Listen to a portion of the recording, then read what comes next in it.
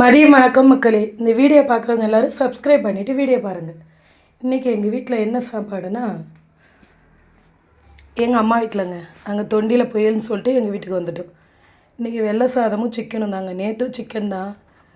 மீன் கிடைக்க மாட்டேங்குதுங்க அந்த ஊரில். கள்ளக்குறிச்சியில் மீனே கிடைக்க மாட்டேங்குது. அதனால் இன்றைக்கும் சிக்கன் தான். சிக்கன் குழம்பு எல்லாருக்கும் வேணும்னு சொல்லிட்டு தண்ணியாக வச்சுருக்கேங்க. நான் தான் வச்சேன் இன்றைக்கும். எங்கள் அம்மா 100 நாள் வேலைக்கு போயிருக்காங்க. அதனால் இன்றைக்கும் நான் தான் வச்சேன்.